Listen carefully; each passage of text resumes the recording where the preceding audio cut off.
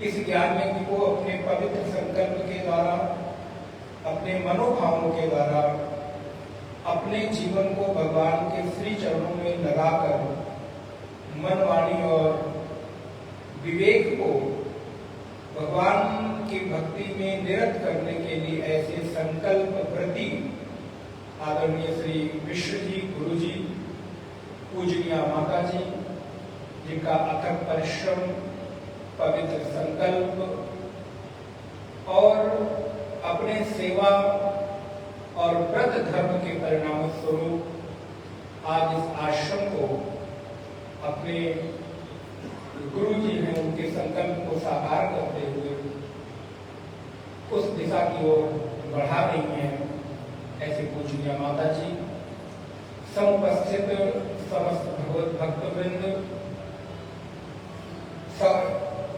संगीत में सहयोग दे रहे हमारे सारे संगीत के साधक वृंद और कार्यक्रम को आपसे और हमको जोड़ने वाले श्री धर्मेंद्र दीक्षित जी, नारायण। आज पंचम दिवस है और पंचम दिवस अर्थात पूर्ण दिवस। 5 की जो संख्या है वो जीवन के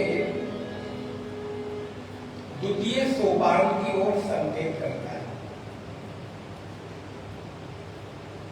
जैसे हमारे जीवन के भीतर 49 वर्ष पूरा करके 50 वर्ष में प्रवेश करते हैं, पंचम की संख्या जब जीवन में आती है तो लगने लगता है कि हमारा धीरे धीरे जो कर्तव्य हो पूरा हो गया और हमें अपनी आध्यात्मिक दिशा की ओर विचार करना चाहिए। 45 वर्ष तक या मैं कहूँ 49 वर्ष तक व्यक्ति अपने आप को युवा अनुभव करता है, लेकिन जैसे ही 50वें वर्ष में प्रवेश करता है उसी के अगले दिन से ऑटोमेटिक उसके मन के भीतर एक वृत्ति आने लगती है कि अब बहुत जीवन का समय भी अब तो हम कहने लगता है 45, 50, 49 वर्ष तक नहीं कहता, लेकिन 50वें वर्ष से क्या कहने लगता, अब तो हम 50 वर्ष के हो गए और धीरे धीरे हम बूढ़े हो गए हैं। और सच भी है, 50 के पूरा होते ही 49 खत्म होता है, 50 और 50 के बाद 51। तो हमारे संतों ने कहा 50 वर्ष पूरा करके जैसे ही 51 में प्रवेश करते हैं तो आपके उम्र की भी संख्या आपको 1 की ओर जाने का संकेत करती है, क्योंकि 51 में 1 लगा हुआ है। 51, 52, 53 अर्थात 51वें वर्ष से अब घर की ओर जाने के लिए नहीं बल्कि 1 की ओर जाने की प्रेरणा मिलने लगती है। 1 अर्थात अपने जीवन की ओर, 1 जीवन की ओर। जीवन क्या है? बोले जीवन है अपने स्वरूप को, अपने लक्ष्य के परम चरम जीवन की भावना को अनुभूत कर लेना ही 1 में प्रवेश करना है। और जैसे ही हम 51 और 52 वर्ष की अवस्था में प्रवेश करते हैं, मन धीरे धीरे अपने आप वृद्ध होने लगता है, बूढ़ा होने लगता है। यहाँ पर प्राय आप सभी लोग उसी उम्र के बैठे हैं, मुझे छोड़ दिया जाए तो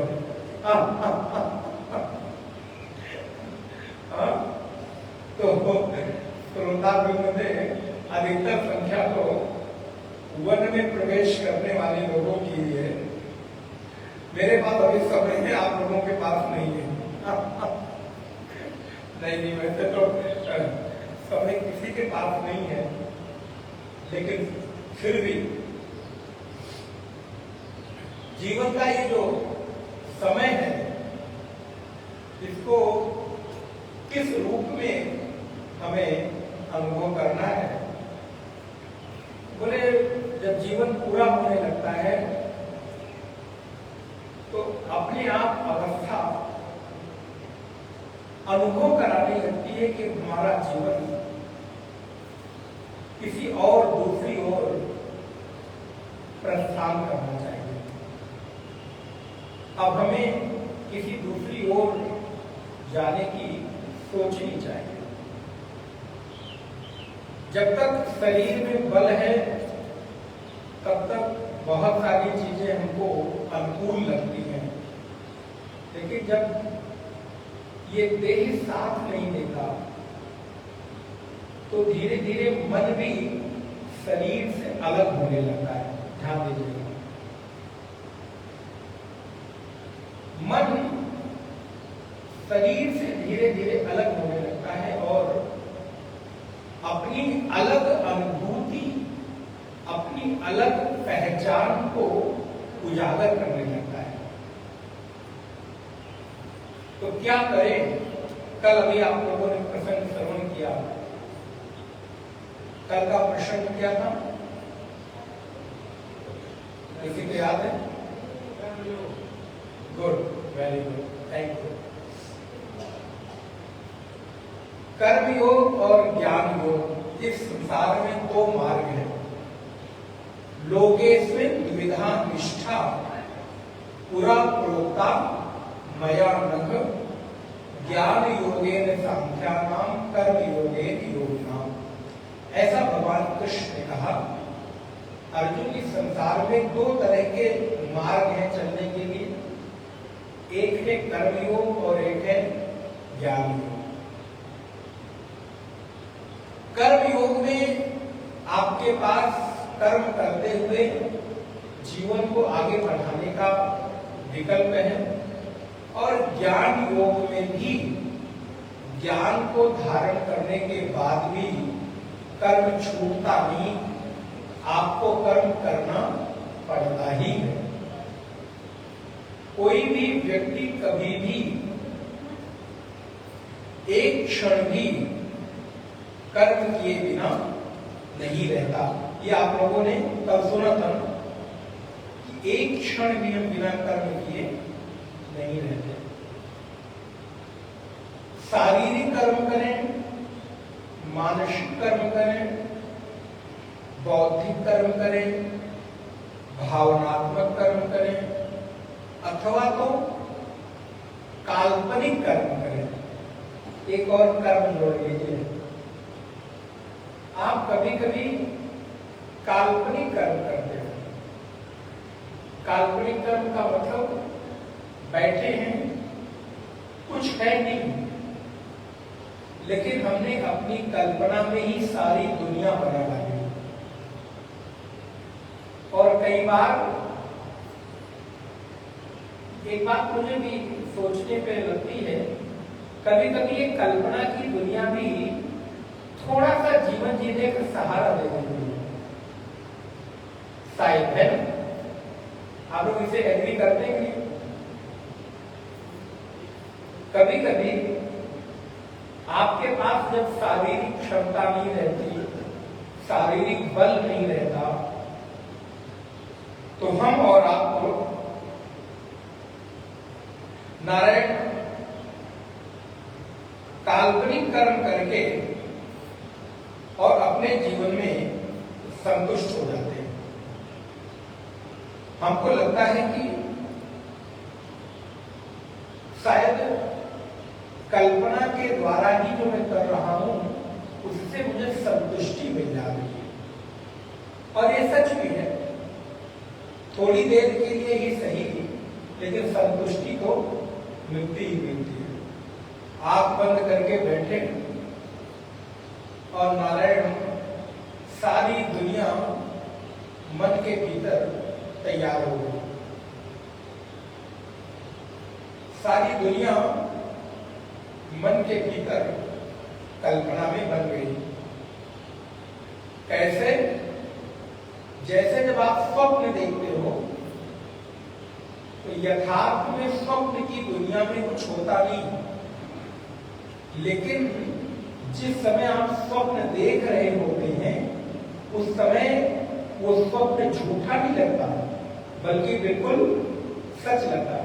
अच्छा, स्वप्न देखते समय क्या स्वप्न झूठा लगता है कि सच लगता है? सच लगता है। अगर स्वप्न झूठा लगे तो स्वप्न थोड़ा रहेगा, लेकिन उस स्वप्न की वास्तविकता पता कब चलती है?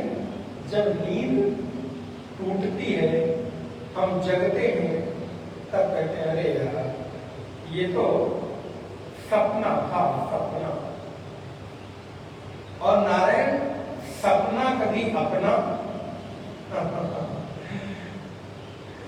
सपना कभी अपना नहीं होता।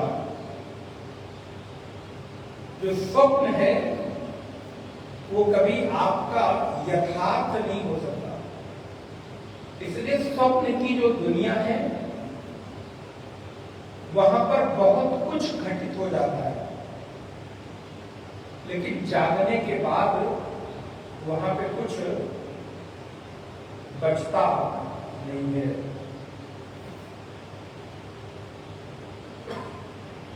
जो सपने सिर काटे कोई, गोस्वामी जी ने कहा, जो सपने सिर काटे कोई, जागे बिन दुख दूर न होई।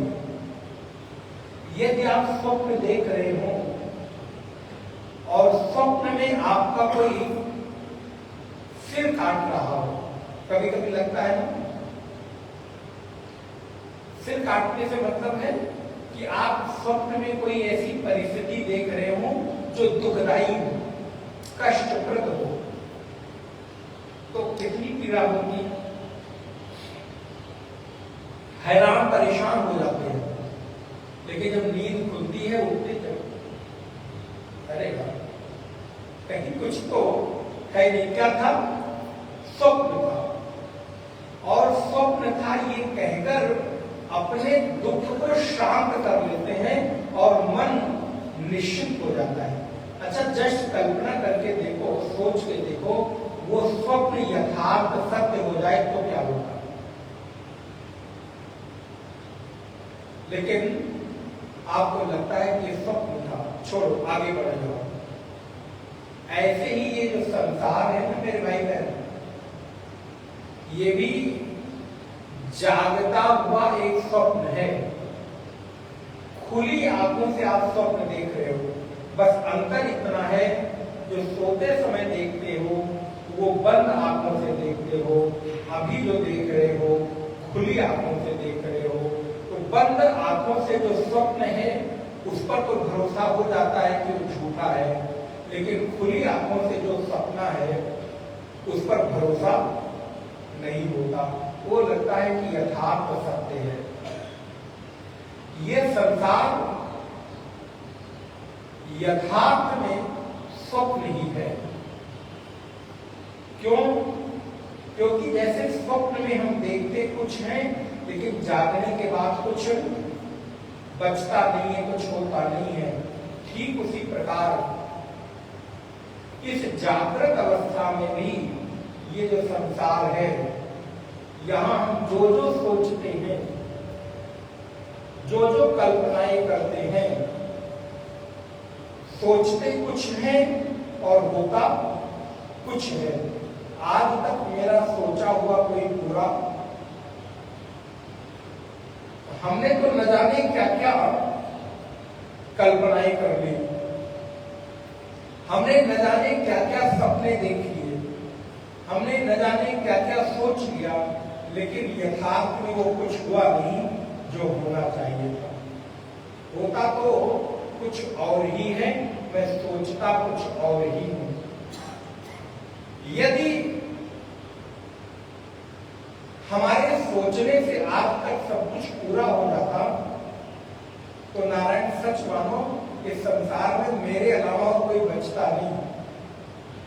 अच्छा सोचो, अगर आपका सब कुछ सोचा हुआ पूरा हो जाए तो कभी आपके आसपास आपके रिश्तेदार और पड़ोसी बचेंगे? सबसे पहले तुम्हारा पड़ोसी को निपटाओ, ठेकेदार को निपटाओ। क्यों? क्योंकि कोई हमारे मन के लायक, इसलिए मेरे सोचने से कुछ होता नहीं है। लेकिन ये जो काल्पनिक संसार है, काल्पनिक दुनिया है, ये थोड़ी देर के लिए सुख तो देती है, ये सच है। आप बैठे हुए हो, आप किसी से प्रेम करते हो, किसी को अपना मानते हो, अथवा किसी से शत्रुता है आपकी,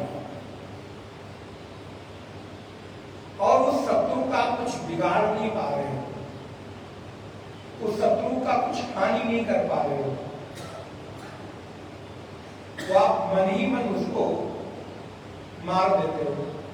अरे मर जाता तो ही अच्छा रहता, इसको इतना दुख मिल जाता कि दोबारा हमारी तरफ नजर उठा के न देख पाता। यथार्थ में हम कुछ नहीं कर पाए, लेकिन कल्पना में सोचकर हमने उसको थोड़ी देर के लिए दंड दे दिया और उससे मैं सुखी भी हो गया। तो ये जो कल्पना का संसार है, सोचने का जो संसार है, ये आपको थोड़ी देर के लिए सुख तो देता है, लेकिन यथार्थ में सच नहीं होता। ये कल्पना मन का एक भ्रम है। जैसे आप अपनी कल्पना को मन का भ्रम मानकर, स्वप्न को मन का भ्रम मानकर स्वीकार कर लेते हो, वैसे ही इस संसार को भी यदि आप मन का भ्रम मानकर, कल्पना मानकर स्वीकार कर लें, तो आपका दुख अपने आप, मैं ये तो नहीं कहता हूं कि पूरा कम हो जाए, लेकिन आधा तो कम से कम अपने दुख को आप ये मान लो, ये जो कुछ भी है ये सब काल्पनिक है, लेकिन होगा कैसे? बोले ये आपके मन का खेल है। लेकिन कल्पना का संसार, बोले वो हमको बहुत सुख देता है, बहुत आनंद देता है। एक छोटा सा दृष्टांत स्मरण में आ रहा है। एक व्यक्ति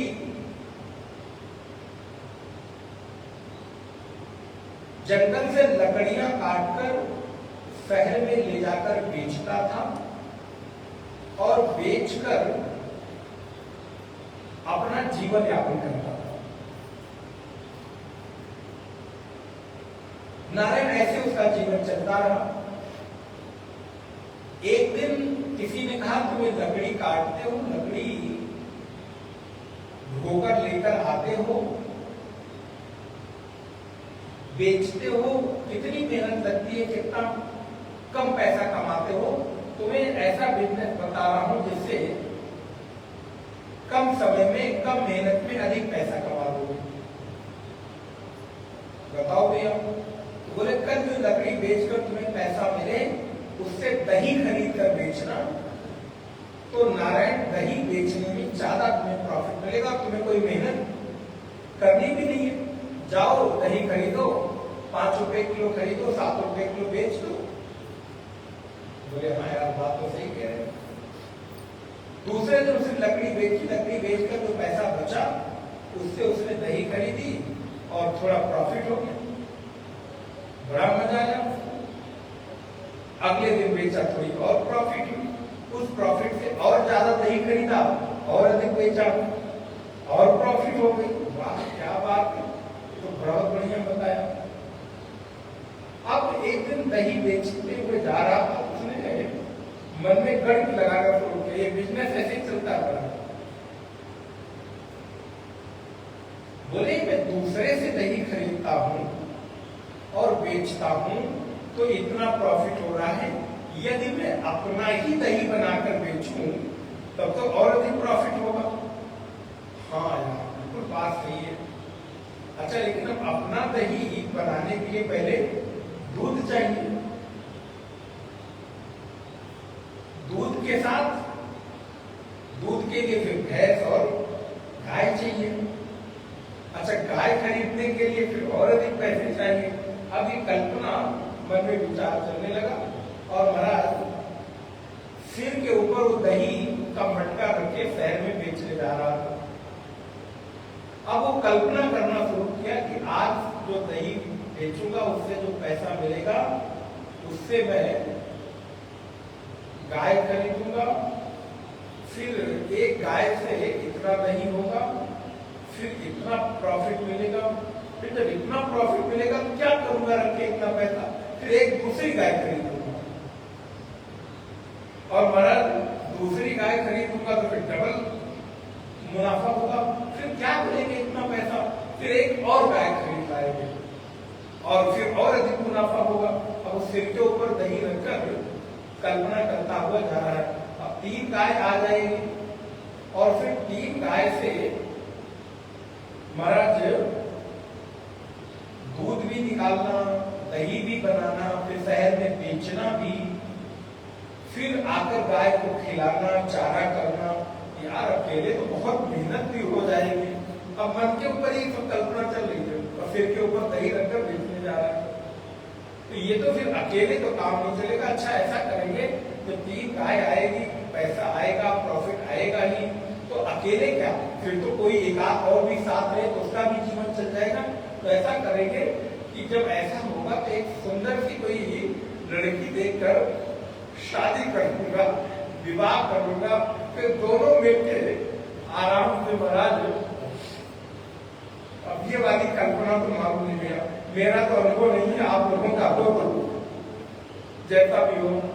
बोले महाराज ये अनुभव बड़ा कटु अनुभव है, ये अनुभव लेने के बाद पता चलता है कि अनुभव लेना ठीक नहीं रहता है। तो उसने सोचा दो प्राणी रहेंगे, फिर आराम से घर की गृहस्थी चलेगी। अच्छा 2 लोग रहेंगे तो पैसा तो आएगा ही, तो रहेंगे कहाँ, फिर एक घर भी बना लेंगे। अच्छा एक घर बना लेंगे, गाय भी हो गई, प्रॉफिट भी होने लगा, तो अब शादी हो जाएगी, तो फिर शादी होगी तो बच्चे तो फिर होंगे ही होंगे, फिर चलो हम लोग 2 बच्चे भी कर देंगे। महाराज ये सब प्लानिंग मन के भीतर कल्पना चल रही है, 2 बच्चे भी हो जाएंगे। अच्छा 2 बच्चे हो जाएंगे तो पत्नी घर का काम करते रहेगी, फिर वो पत्नी क्या क्या करेगी, गाय को खिलाएगी, घर का खाना बनाएगी, झाड़ू पोछा करेगी, तो उस बच्चे को मैं थोड़ी देर लालन पालन करूंगा, उसका खिलाऊंगा, उसको कपड़े पहनाऊंगा, काजल लगाऊंगा। अच्छा फिर ऐसा करेंगे, वो घर के भीतर तो रहूंगा नहीं, क्योंकि वो तो घर का काम करती रहेगी, तो बच्चे माँ को देखेंगे तो रोते रहेंगे। तो हम ऐसा करेंगे, द्वार के बाहर एक झूला डाल देंगे और उस झूले पर अपने दोनों बच्चों को लेकर हम आराम से बैठेंगे। अब सोचो, और सिर पर दही का मटका रखकर भी शहर की ओर जा रहा, और महाराज बच्चा गोद में लेकर मैं उसको खिलाता रहूंगा, और तब तक उसके मन में पता नहीं क्या ख्याल आया कि बच्चे ही तो हैं। पता चला उसने मेरी दाढ़ी पकड़ के खींच ली, तब तो उनको बड़ा कष्ट होगा। और महाराज अब वो कल्पना में इतना खो गया कि उसको सच में लगा कि वो झूले पे बैठा है, उसकी गोद में बच्चा है, उसकी दाढ़ी खींच रहा है, उसको जोर से कष्ट हुआ, दर्द हुआ। तो उसने बच्चे का हाथ पकड़ के जैसे ही छुड़ाना चाहा तो ऊपर से जो मटका रखा था वो नीचे गिरा, दही बिखर गई, और दही बिखरने के साथ साथ उसकी सारी जो कल्पना थी, मनोराज्य था, वो भी उस दही के साथ अभी हुआ कुछ नहीं था। अच्छा देखो इस कहानी में कितना मजा आया कि नहीं, लेकिन यथार्थ में था क्या? बोले सब केवल और केवल कल्पना थी। अभी सिर के ऊपर केवल एक मटका भरता दही का और कुछ था नहीं, लेकिन उस एक दही के मटके के आधार पर कितनी सारी कल्पनाएं। इसी प्रकार हम और आप भी, ये तो एक कहानी सुनाई, ऐसे तो यहाँ जितने लोग बैठे सबके जीवन की ऐसी कोई कहानी जरूर होगी, अब आप भले मत सुनाना, किसी को सुनाना मत, नहीं तो फिर आपके भी दाढ़ी को कोई खींचेगा। बोले महाराज हमारे पास दाढ़ी ही नहीं होगी तो खींचेगा क्या? हम अवसर नहीं रखते दाढ़ी खींचने देने का। तो हमारे और आपके जीवन में, सबके जीवन में कोई न कोई ऐसे मनोराज्य, मनोकल्पनाएं होती रहती है। ये होगा, ये होगा, ये होगा। ये जितना आप अपनी काल्पनिक दुनिया से बाहर आओगे उतना ही यथार्थ में जीवन जी पाओगे। इस कहानी को सुनाने के पीछे केवल और केवल ये उद्देश्य था। अच्छा, यथार्थ को जी कैसे पाएंगे? तो बोले महाराज वो तभी संभव है जब आप परंपरा से प्राप्त ज्ञान को अपने भीतर धारण करोगे। इसलिए आज जो चौथे अध्याय को हम लोग गीता में प्रवेश कर रहे हैं, कल का जो प्रसंग था वो कल का प्रसंग था कर्मयोग, और आज का जो चौथे अध्याय का प्रसंग है, चौथे अध्याय का नाम है ज्ञान कर्म। यहां पे नारायण वासुदेव श्री कृष्ण ज्ञान कर्म संन्यास योग, चौथा जो अध्याय है वो ज्ञान कर्म संन्यास योग है। तीसरे अध्याय में भगवान ने दो जरा प्रसंग समझते चलिए, खाली कहानी में सुनिएगा, गीता को थोड़ा याद भी करते चलिए कि तीसरे अध्याय में भगवान ने दो चीजों का नाम लिया, कर्म का और ज्ञान का। अब चौथे अध्याय में कहते हैं कि इस ज्ञान और कर्म से संन्यास ले लो। इसलिए चौथे अध्याय का नामकरण क्या रखा गया? ज्ञान कर्म संन्यास योगो नाम चतुर्थो अध्याय। जो चौथा अध्याय है वो ज्ञान और कर्म से थोड़ा थोड़ा उपरामता होने लगे, संन्यास होने लगे। होगा कैसे? तो बोले जब तक ज्ञान नहीं मिलेगा तब तक संभव नहीं है। अच्छा, ये ज्ञान कहां से मिले? तो बोले अपने मनमानी तरीके से नहीं, बल्कि गुरु परंपरा से ज्ञान लेना चाहिए। कभी भी अपने मनमानी तरीके से ज्ञान को मैं ज्ञानी हो गया हूं इस भ्रम में नहीं रहना चाहिए। भगवान राम भी आते हैं, वो कौन है? भगवान है। तो वो जब खुद ही भगवान है तो उनको गुरु की क्या जरूरत थी? लेकिन भगवान राम ने गुरु किया कि नहीं? महाराज वशिष्ठ के सानिध्य में रहकर, विश्वामित्र के सानिध्य में रहकर उन्होंने क्या कुछ नहीं सीखा? अच्छा, भगवान कृष्ण तो साक्षात लीला पुरुषोत्तम है, उनको क्या जरूरत थी? उनको तो सब कुछ आता है, 64 कलाओं में प्रवीण है। फिर भी सांदीपनी मुनि के यहाँ जाकर, गुरु घर में जाकर उन्होंने सारी विद्याएं प्राप्त की। गुरु बिन भवनिधि तरीय न कोई, बड़ी सुंदर पंक्ति है। गुरु बिन भवनिधि तरीय न कोई, जो बिरंची शंकर सम हुई। गुरु के बिना तो महाराज शंकर और ब्रह्मा को भी ज्ञान नहीं होता। तो यहाँ हम और आप आता जाता कुछ नहीं, और महाराज बोलने के लिए दुनिया भर की बकवास करने को खाली कहते। क्षमा करिएगा, आप लोग नहीं करते होंगे ऐसा। संसार में आक्षेप और कटाक्ष करने के लिए, और अगर अभी अध्यात्म के नाम पर एक चीज पूछ लो, आएगा कुछ नहीं, लेकिन बनेंगे इतने ज्ञानी। अरे गुरु की क्या जरूरत है? भगवान तो हृदय में है। जब गुरु की आवश्यकता नहीं है अध्यात्म में, तो डिग्री भी लेने की क्या आवश्यकता है? मेडिकल स्टोर से दवाई खरीद के खा लिया करो, डॉक्टर की क्या जरूरत है? लेकिन आप दवा खाते हो क्या अपने मन से? दवा खाने के पहले उस दवा का जो गुरु है, उस दवा का जो विशेषज्ञ है, उससे राय लेते हो कि नहीं लेते हो? किसी पचड़े में पड़ जाते हो तो जो कानून का विशेषज्ञ है उससे राय लेते हो कि नहीं लेते हो? क्या जरूरत है आपको? आप तो सर्वज्ञ हो, जाके खुद ही कर लो। लेकिन अध्यात्म के क्षेत्र में लोग इतने ज्ञानी हो जाते हैं कि फिर वहां दुनिया भर का कटाक्ष प्रारंभ करते हैं। इसलिए ज्ञान हमेशा प्रामाणिक होना चाहिए, ज्ञान हमेशा परंपरागत होना चाहिए और ज्ञान हमेशा सुनकर लेना चाहिए, पढ़कर नहीं लेना चाहिए।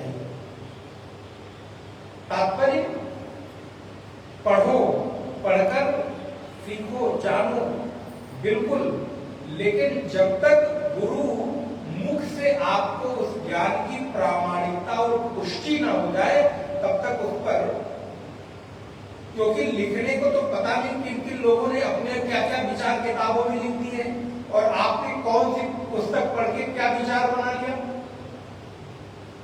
हर आए दिन कोई ना कोई अपनी कोई ना कोई किताब लिखता चला जा रहा है, कोई नहीं भी ले रहा है तो भी आपको दिए चले जा रहे हैं। इसलिए ज्ञान हमेशा कैसे ले? बोले प्रामाणिक ले, शास्त्र और गुरु के सानिध्य में बैठ कर ले और सुनकर ले। आज तक किसी ने ये नहीं कहा कि मुझे पढ़कर ज्ञान हुआ है। कोई भी कथा उठाकर देखो, गोस्वामी जी क्या कहते हैं? तदपि कही गुरु 12 तदपि कही गुरु 12 समुचि परि कछु मति अनुसारा। काकभुसुंडी जी गरुण जी का संवाद होता है तो पढ़ के होता है कि सुन के होता है? याज्ञवल्क्य और भरद्वाज का संवाद होता है तो पढ़ के होता है कि सुन के होता है? सनत कुमार और नारद जी का संवाद होता है तो पढ़ के होता है कि सुन के होता है? सुखदेव और परीक्षित सुनते हैं कि पढ़ते हैं? सूत और शौनकादि पढ़ते हैं कि सुनते हैं? नारायण और ब्रह्मा, नारायण जी ने ब्रह्मा को जो उपदेश दिया, कोई भी परंपरा आपको शुद्ध परंपरा मिलती है। इसलिए भगवती परांबा पार्वती को भगवान शिव जब राम कथा सुनाते हैं तो पढ़ते नहीं है। भगवान शिव क्या कहते हैं? सावधान सुन, हे पार्वती सावधान पूर्वक सुनो, पढ़ो मत।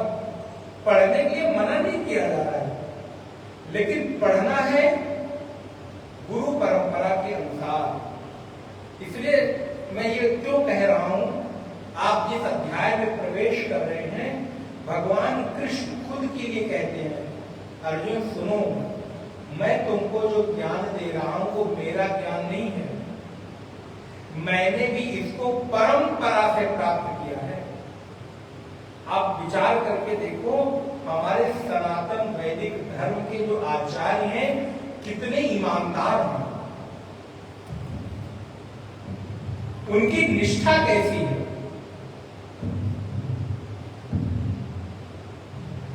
कभी भी वो ये नहीं कहते कि ये मेरा है।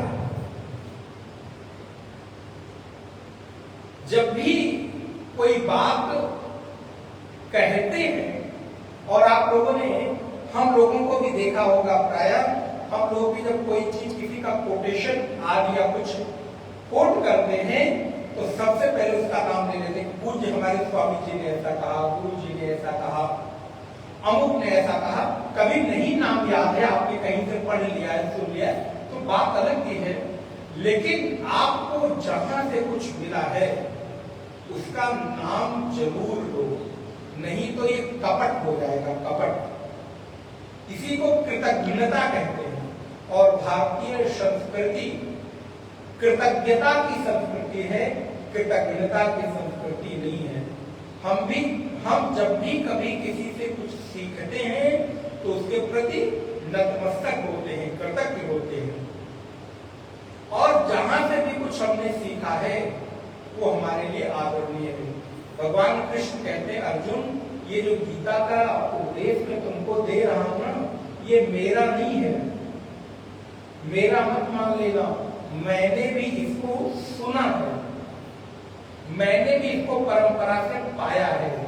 कहां से पाया है? आइए देखते हैं। चौथा अध्याय श्लोक नंबर 1 से पाठ करेंगे। आपकी पुस्तक में पेज नंबर 61 होगा, 61 नंबर।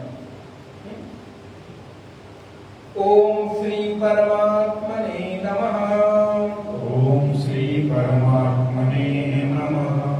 अथ चतुर्थोऽध्यायः। अथ चतुर्थोऽध्यायः। श्री भगवानुवाच। श्री भगवानुवाच। इमं विवस्वते योगम्। इमं विवस्वते योगम्। प्रोक्तवाहनमव्ययम्। प्रोक्तवाहनमव्ययम्। विवस्वान्मनवे प्राह।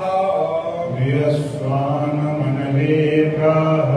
मनुरिक्ष्वाकवे ब्रवीत्। मनुरिक्ष्वाकवे ब्रवीत्। एवं परम्परा प्राप्तम्। एवं परम्परा प्राप्तम्। इमं राजर्षयो विदुः। इमं राजर्षयो विदुः। सा काले नेह महता। सा काले नेह महता। योगो नष्टः परन्तप। योगो नष्टः परन्तप। सा एवायं मया तेद्य। सा एवायं मया तेद्य। योगः प्रोक्तः पुरातनः। योगः प्रोक्तः पुरातनः। भक्तोऽसि मे सखा चेति। भक्तोऽसि मे सखा चेति। रहस्यं ह्येतदुत्तमम्। रहस्यं ह्येतदुत्तमम्। अर्जुन उवाच। अर्जुन उवाच। अपरं भवतो जन्म। अपरं भवतो जन्म। परं जन्म विवस्वतः। परं जन्म विवस्वतः। कथम् एतद्विजानीयाम्। कथम् एतद्विजानीयाम्। त्वमादौ प्रोक्तवानिति। त्वमादौ प्रोक्तवानिति। श्रीभगवानुवाच। श्रीभगवानुवाच। बहूनि मे व्यतीतानि। बहूनि मे व्यतीतानि। जन्मानि तव चार्जुन। जन्मानि तव चार्जुन। तान्यहं वेद सर्वाणि। तान्यहं वेद सर्वाणि। न त्वं वेत्थ परन्तप। न त्वं वेत्थ परन्तप। अजोऽपि सन्नव्ययात्मा। अजोऽपि सन्नव्यात्मा। भूतानामीश्वरोऽपि सन्। भूतानामीश्वरोऽपि सन्। प्रकृतिं स्वामधिष्ठाय। प्रकृतिं स्वामधिष्ठाय। सम्भवाम्यात्ममायया। सम्भवाम्यात्ममायया। यदा यदा हि धर्मस्य। यदा यदा हि धर्मस्य। ग्लानिर्भवति भारत। ग्लानिर्भवति भारत। अभ्युत्थानमधर्मस्य। अभ्युत्थानम् अधर्मस्य। तदात्मानं सृजाम्यहम्। तदात्मानं सृजाम्यहम्। परित्राणाय साधूनां। परित्राणाय साधूनां। विनाशाय च दुष्कृतां। विनाशाय च दुष्कृतां। धर्म संस्थापनार्थाय। धर्म संस्थापनार्थाय। संभवामि युगे युगे।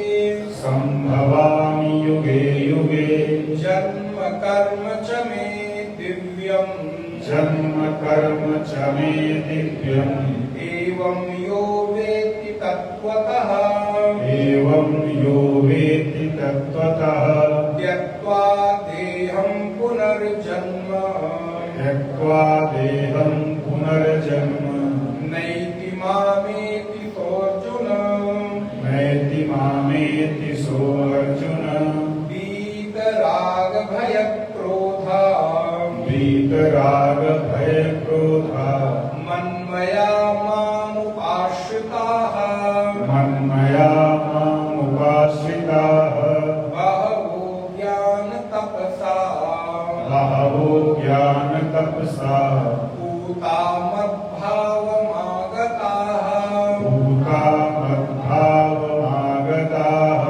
ये यथा मां प्रपद्यन्ते ये यथा मां प्रपद्यन्ते तांस्तथैव भजाम्यहम् तांस्तथैव भजाम्यहम् मम वर्तमानुवर्तन्ते मम वर्तमानुवर्तन्ते मनुष्या पार्थ सर्वशः मनुष्याः पार्थ सर्वशः काङ्क्षन्तः कर्मणां सिद्धिम् काङ्क्षन्तः कर्मणां सिद्धिम् काङ्क्षन्तः कर्मणां सिद्धिम् काङ्क्षन्तः कर्मणां सिद्धिम् यजन्त इह देवताः यजन्ता इह देवताः क्षिप्रं हि मानुषे लोके शीघ्रं हि मानुषे लोके सिद्धिर्भवति कर्मजा सिद्धिर्भवति कर्मजा चातुर्वर्ण्यं मया सृष्टम् चातुर्वर्णं मया सृष्टम् गुणकर्म विभागशः गुणकर्म विभागशः तस्य कर्तारमपि मां तस्य कर्तारमपि मां विद्यकर्तारमव्ययम् विद्धि कर्तारमव्ययम् न मां कर्माणि लिम्पन्ति न मां कर्माणि लिम्पन्ति न मे कर्मफले स्पृहः न मे कर्मफले स्पृहा इति मां योऽभिजानाति इति मां योऽभिजानाति कर्मभिर्न स बध्यते कर्मभिर्न स बध्यते एवं ज्ञात्वा कृतं कर्म एवं ज्ञात्वा कृतं कर्म पूर्वैरपि मुमुक्षुभिः पूर्वैरपि मुमुक्षुभिः कुरु कर्मैव तस्मात् त्वं कुरु कर्मैव तस्मात् त्वं पूर्वै पूर्वतरं कृतं पूर्वै पूर्वतरं कृतं किं कर्मेति किं कर्म किं कर्मेति कवयोऽप्यत्र मोहिताः कवयो तत्र मोहिताः तत्ते कर्म प्रवक्ष्यामि तत्ते कर्म प्रवक्ष्यामि यज्ञात्वा मोक्ष्यते शुभात् यज्ञात्वा मोक्षसे शुभात् यज्ञात्वा मोक्ष्यते शुभात् यज्ञात्वा मोक्षसे शुभात् श्री भगवान वाच। आप लोग इस गीता के बाद एक नियम बनाएंगे कि कम से कम सुबह दोपहर शाम रात उठते बैठते सोते एनी टाइम हम ये नहीं कह रहे कि सुबह कम से कम 5 श्लोक आप गीता का। अच्छा, आपको अच्छा लगता है कि नहीं पढ़ते? सही से बताइए, बोर हो रहे हैं? मन नहीं लग रहा? मन नहीं लग रहा तो बंद कर दें, यही बंद कर दें। तो अच्छा बताओ, जब आपको अभी अच्छा लग रहा है तो अच्छी चीज हमेशा करनी चाहिए कि एक बार करनी चाहिए? तो अगर 2 श्लोक 5 श्लोक, हम पूरे अध्याय भी नहीं कह रहे आपको, 5 श्लोक नित्य अगर आप पढ़ते हैं तो गीता में कुल कितने श्लोक हैं? पहले दिन बताया था कितने श्लोक? 700। कितने अध्याय? 18 अध्याय।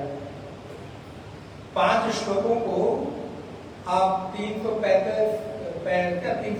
दिन ना 365 से आप अगर आप करिए तो पूरे वर्ष भर में कितनी बार आपकी गीता पूरी हो जाएगी?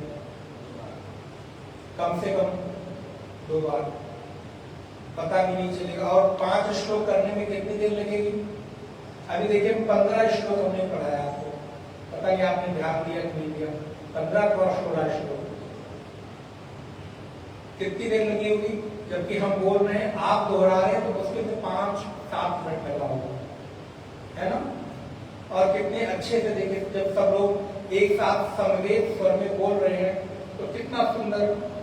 ऐसे घर में भले आप थोड़ा अशुद्ध भी होता है, कोशिश करिए कि अशुद्ध ना होने पाए, नहीं तो गीता प्रेस पे आपको संधि विच्छेद वाली भी किताब मिल जाएगी जिसमें श्लोकों को तोड़ तोड़ के दिया गया है, तो उसको देख के पढ़ेंगे तो अशुद्धि होगी नहीं। और मान लो कोई एकाध श्लोक में कुछ एकाध त्रुटि हो भी जाती है, मात्रा का, विषय का, तो कोई बात नहीं, भगवान से क्षमा मांग लीजिए। धीरे धीरे पढ़ते पढ़ते वो करत करत अभ्यास ते जड़मति होत सुजान, और रसरी आवत जात ते सिल पर परत निशान। आप लोगों में से कितने लोगों ने कुएं में से पानी भरा है? माताओं ने भरा है? अच्छा, भाई लोगों ने भरा है। आपने देखा होगा कि कुएं के ऊपर एक लोहे पत्थर का बड़ा शिला रखी रहती थी। आपने ध्यान दिया, वो शिला घिस जाती थी, उस पर निशान पड़ जाता है, इतने गहरा गड्ढा हो जाता है। और उस गड्ढे और निशान को देने वाला कौन होता है? कोमल रस्सी। कितनी कोमल! अगर पत्थर और रस्सी को मिलाए तो कठोर कौन होगा? पत्थर। लेकिन कोमल रस्सी भी कठोर पत्थर के ऊपर निशान कैसे? 1 दिन में, 2 दिन में? बोले नहीं दादा, दादा परदादा के जमाने से वो पत्थर रखा है, अब देखो तो उसके ऊपर हो सकता है कितनी सारी रस्सियों के पूर्वजों ने बलिदान दे दिया हो, कितनी सारी रस्सियां घिस गई हो, लेकिन फिर भी उसने पत्थर पर निशान। ऐसे ही अगर आपको लगता हो कि अब क्यों क्या बोल आपकी बुद्धि पत्थर तो नहीं है ना, नहीं तो कहें कि हमारी बुद्धि में पत्थर पड़ गया है, कई बार कहते हैं ना, तो आपकी बुद्धि तो कम से कम बुद्धि है ना। तो 2 दिन, 4 दिन, महीने, 2 महीने, 10 महीने में पढ़ेंगे तो अपने आप अभ्यास आ जाएगा। तो अभी ऐसा भाव आया कि आप लोग 5 श्लोक, 2 श्लोक नित्य पढ़िए। और कोई नियम, आप लोग तो घर में पूजा पाठ करते होंगे ना, किताब वहां रख दीजिए और खड़े खड़े ही 2 श्लोक पढ़ लिया, दिन भर वो चलता रहेगा, गुनगुनाते रहेंगे, और आप देखेंगे 1-2 सालों में आपको कितने सारे श्लोक याद हो जाएंगे। हम लोगों को भी नहीं याद होता था, लेकिन अब देखो कितने सारे श्लोक हम बिना देखे बोलते हैं। ध्यान दिया कि नहीं आपने? एक दिन में थोड़ा याद हुआ, धीरे धीरे धीरे। अब वो बात अलग है कि हम लोग रटते भी हैं, विद्यार्थी थे तो कुछ भी नहीं, अर्थ नहीं, उसमें खाली रटते थे। तो क्या करना है? 2-4 श्लोकों को नित्य पढ़ना है। तो भगवान कृष्ण कहते इवं विवस्वते योगम प्रोक्तवाहनमव्ययम् विवश्वान मनवे प्राहा मुनि विक्ष्वा कवे प्रदीप। श्री भगवान वाच, भगवान बोले, कृष्ण जी कहते हैं, हे अर्जुन, इस ज्ञान को, इस योग को सर्वप्रथम मैंने इस अविनाशी योग को सूर्य से कहा था। सूर्य ने अपने पुत्र वैवस्वत मनु को कहा, मनु ने अपने पुत्र इक्ष्वाकु को कहा, और इस प्रकार एवं परंपरा प्राप्तम। मुख्य बात क्या है कि ये ज्ञान मेरे से भी पैदा हुआ है, या जो मैं बोल रहा हूं ना, ये मेरा कुछ नहीं है। मैंने भी सब कहां से पाया है? गुरु चरणों से ही पाया है। गुरु चरणों का ज्ञान कुछ अपना चिंतन करके आप लोगों के सामने। तो एवं परंपरा प्राप्तम इमं राजर्षयो विदुः। हे अर्जुन, इस परंपरा से प्राप्त ज्ञान को, योग को राजर्षयो विदुः, राजर्षियों ने जाना। विदु माने जाना। लेकिन सकाले ने महता योगो नष्टः परंतप। लेकिन हुआ क्या मालूम है? काल के प्रभाव से बीच में ये जो ज्ञान है वो पृथ्वी लोक से लुप्त हो गया। पृथ्वी लोक से ये ज्ञान मरा धीरे धीरे लुप्त हो गया। लुप्त क्यों हो गया मालूम है? क्योंकि योग के अधिकारी नहीं मिले। और आप लोग भी जानते होंगे कितने सारे लोग बहुत सारी विद्याएं, या तो उनको कोई अधिकारी नहीं मिला इस कारण से, अथवा अपने स्वार्थ के कारण वो किसी को देकर नहीं जाना चाहते थे, इस कारण बहुत सारी विद्याएं लुप्त हो गई। आपको मालूम होगा आपके आसपास गांव मोहल्ले में, घर में कई सारे ऐसे वैद्य होते थे। नाड़ी देखा, पुड़िया में कुछ बना के दिया, ले जाके खाओ, चंगा। लेकिन महाराज उसके बाद उनके कुल में उनके बच्चों ने भी नहीं सीखा, अथवा पिताजी ने नहीं सिखाया, अथवा उन्होंने सीखना नहीं चाहा। और परिणाम क्या हुआ? परिणाम हुआ धीरे धीरे वो विद्या नष्ट हो गई, लुप्त हो गई। तो इस वजह से कोई भी विद्या अपने जीवन के पूरा होने के पहले किसी न किसी योग्य अधिकारी को देकर जाना चाहिए। नहीं तो आपके जाने के साथ ही इस संसार से वो विद्या भी लुप्त हो जाएगी। ऐसा नहीं है कि वो विद्या हमेशा के लिए लुप्त हो जाएगी, लेकिन हाँ, कब पुनः उसको जानने वाले पैदा होंगे इसका कोई पता, क्योंकि संसार में कोई चीज लुप्त होती नहीं, लेकिन समय बदलता है तो चीजें बदल जाती हैं। तो भगवान भी क्या कहते हैं? सकाले में महता योगो नष्टा परंतप। हे परंतप अर्जुन, यह जो योग था, ज्ञान था, बहुत काल से इस पृथ्वी से मानो लुप्त हो गया। इसको जानने वाले लोग नहीं रहे, बताने वाले लोग नहीं रहे। लेकिन अब आज पुनः अर्जुन मुझे अवसर मिला है, तुम मुझे योग्य अधिकारी मिले हो। अब पुनः मैं इस विद्या को तुम्हें बता रहा हूं। और सच बताऊं मेरे भाई बहन, ये जो वेदांत विद्या है ना, ब्रह्म विद्या, ये साधारण लोगों की विद्या नहीं है। भगवान क्या कहते हैं? राजर्षयो विदुः। ये राजर्षियों की विद्या है। ये आपकी भाषा में कुछ गिने चुने ब्रांडेड लोगों के बीच में ही ये विद्या प्रसारित होती है। बता भी देंगे तो भी बहुत लोगों को ये धारण होने वाली, क्यों? बोले वो तो बस वही तक अटके हुए हैं, बता दो, ये कर लो, ये उपाय कर लो, ये उपाय कर लो, वो कर लो, वो कर लो, बस वहीं तक उनकी अध्यात्म की पहुंच है। उससे आगे वो नहीं निकल पाते। ये जो ज्ञान है वो किसका है? बोले थोड़ा अपर क्लास का है, थोड़ा जो बुद्धि से परिपक्व लोग हैं। अपर क्लास मतलब पैसे वाला मत समझिएगा, नहीं तो आप कहेंगे महाराज ये ज्ञान भी पैसे और गरीबों के हिसाब से मिलता है क्या? बोले नहीं नहीं, ये परिपक्व बुद्धि वाले लोगों के लिए है, जिन्होंने अध्यात्म में अपने आप को थोड़ा गहरे पैठ बना ली है।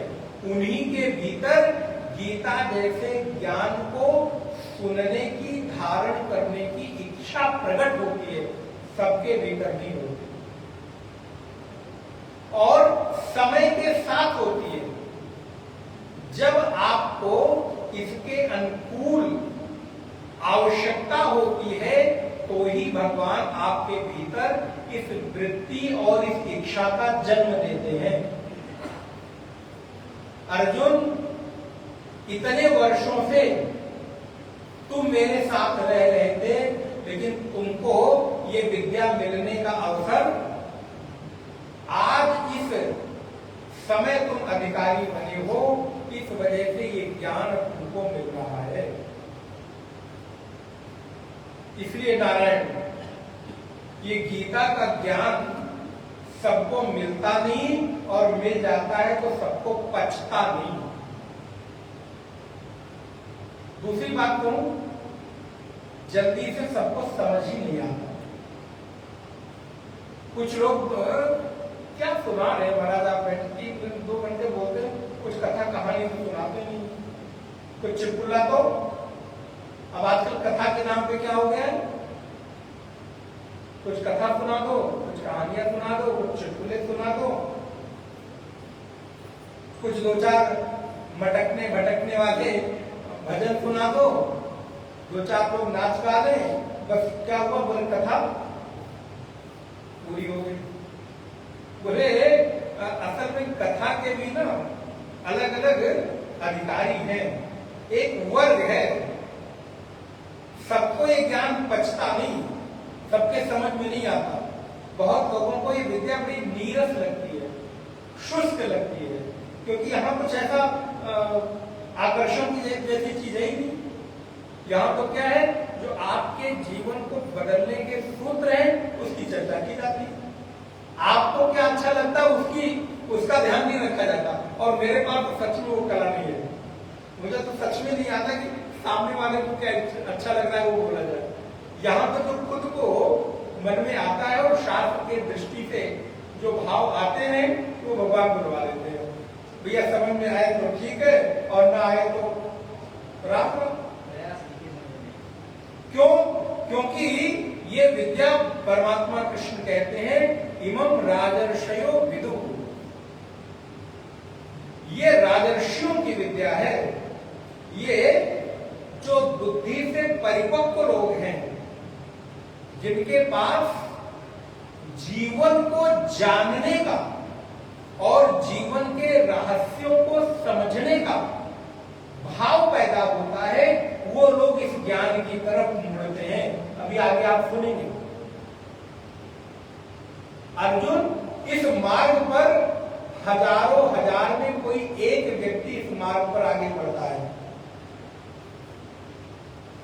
मनुष्याणाम सहस्रेषु कश्चित् यतति सिद्धये यतताम अपि सिद्धानाम कश्चित् मां वेत्ति तत्त्वतः। कोई हजारों में एक व्यक्ति इस मार्ग पर चलता है जो हमको यथार्थ में जानता है। इसलिए स एवायम मया तेभ्यः योगः प्रोक्तः पुरातनः। अर्जुन, तुम्हें ये जो ज्ञान मैं बता रहा हूं, ये कोई नया नहीं बता रहा हूं, ये पुराना बता रहा हूं। इसलिए कई बार मैं तुम्हें कुछ नई कथा सुनाओ, कुछ नया भाव सुनाओ। बोले महाराज, अध्यात्म में जो चीज जितनी पुरानी होती जाती है उसकी महिमा उतनी ही बढ़ती चली जाती है। अच्छा ये बताओ, आप नए नए साधकों से मिलना पसंद करते हो कि पुराने और वृद्ध साधकों से? बताओ। कोई नया नया पुजारी बना हो, अच्छा कोई नया नया भी एमबीबीएस पास करके डॉक्टर बना हो, आप उससे दवा लेना पसंद करोगे कि जिसकी 10 साल की 20 साल की प्रैक्टिस हो गई उससे? आप क्या सोचते हो? महाराज, पुराना कोई डॉक्टर हो तो बताओ। क्यों? क्योंकि उसको अपना पढ़ने के साथ साथ अनुभव भी हो गया है। इसलिए अर्जुन, अध्यात्म की विद्या में अनुभव जन्य जो ज्ञान होता है इसलिए आगे आप सुनेंगे, ज्ञानम तेहम सविज्ञानम, तुम्हें ज्ञान ही नहीं, ज्ञान के सहित विज्ञान है वो बताऊंगा। अर्थात शास्त्रीय ज्ञान के साथ जो मेरे जीवन का अनुभव है, आत्मानुसंधान है, जो विशेष रूप से मैंने अनुभव किया है, उसका भी ज्ञान मैं तुम्हें कराऊंगा। इसलिए भगवान कहते हैं, अर्जुन तुम्हें क्यों करा रहा हूं? अच्छा बताओ, मैंने कल आपको एक बात कही थी ना, आप किसी को प्रेम करो एक बात है, लेकिन वही आपको भी प्रेम करे तो कोई बात बने। ऐसे ही अर्जुन ने दूसरे अध्याय में भगवान को गुरु माना था ना, सुना याद है? अब चौथे अध्याय में भगवान ने आकर उस संबंध को क्या पुष्ट किया, अर्जुन तुम मेरे केवल शिष्य ही नहीं हो। ये लाइन पढ़िए, भक्तोऽसि मे सखा चेति रहस्यम हेतदुत्तमम्। अर्जुन तुम मेरे केवल शिष्य ही नहीं हो, बल्कि तुम मेरे भक्त हो, तुम मेरे सखा हो। क्या बात, भक्त कह के मानो भगवान ने शिष्य का जो भाव था वो पुष्ट कर दिया कि तुम अर्जुन, तुम्हारे संबंध को मैंने स्वीकार कर लिया। तो ये तो बात पक्की हो गई कि कृष्ण और अर्जुन का जो संबंध है वो मजबूत हो गया। अभी तक कृष्ण ही कह रहे थे, अब भगवान ने भी कह दिया कि तुम मेरे हो। लेकिन भगवान तो भैया भगवान ही है। एक कदम आगे बढ़ के, अर्जुन तुम मेरे शिष्य ही नहीं, तुम मेरे सखा भी हो। और ध्यान रखिएगा मेरे भाई बहन, इस संसार में सबसे अधिक मधुर कोई संबंध है तो सखा का है। सखा माने मित्र, सखा माने अपने हृदय की भावना को बिना किसी संकोच के जिस संबंध में आप कह सको, ऐसे संबंध का नाम सखा संबंध है। मित्र कह लो, सखा कह लो, फ्रेंड कह लो। लेकिन आजकल के फ्रेंड पता नहीं उस तरह के होते हैं कि नहीं होते। फ्रेंड होते भाई, पता नहीं फ्रेंड है कि फ्रेंड है, पता नहीं, मालूम नहीं। लेकिन आजकल के फ्रेंडों से तो थोड़ा सावधान ही रहना चाहिए। महाराज मित्रता के नाम पे तो पता नहीं क्या क्या लोग करते कराते हैं। आजकल के बच्चे तो महाराज घर के माता पिता दुश्मन हो जाते हैं मित्र के आगे। और कौन से मित्र? जो मूवी दिखा रहे हो, जो गेम खेलवा रहे हो, जो गलत संगति की ओर प्रेरित कर रहे हो, क्योंकि बच्चों को बोध नहीं है ना। लेकिन भगवान क्या कहते हैं, अर्जुन तुम मेरे सखा हो। विचार करके देखो सखा भाव कैसा है। भगवान राम ने भी अपना एक सखा बनाया। किसको?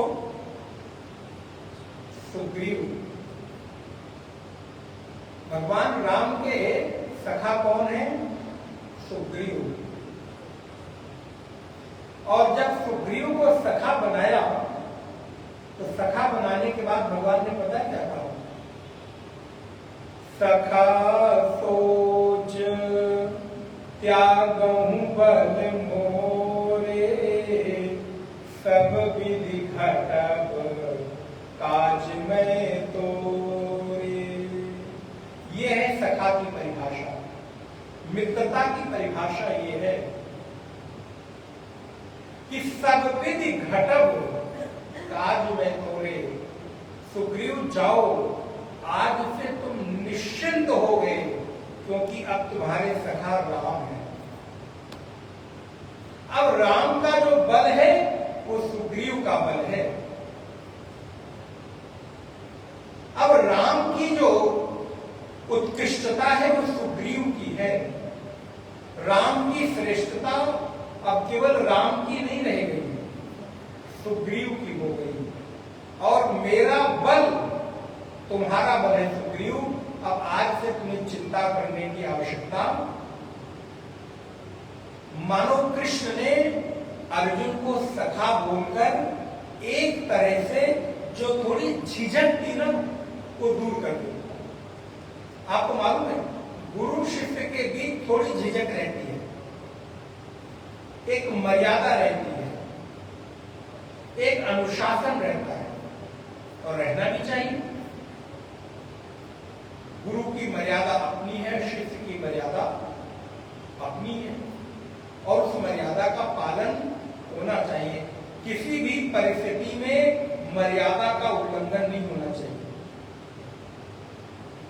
गुरु अपनी तरह से आपको स्नेह करे, प्रेम करे, ये उसका बड़प्पन है, लेकिन इसका मतलब ये नहीं कि मैं अपनी मर्यादा को भूल जाऊं।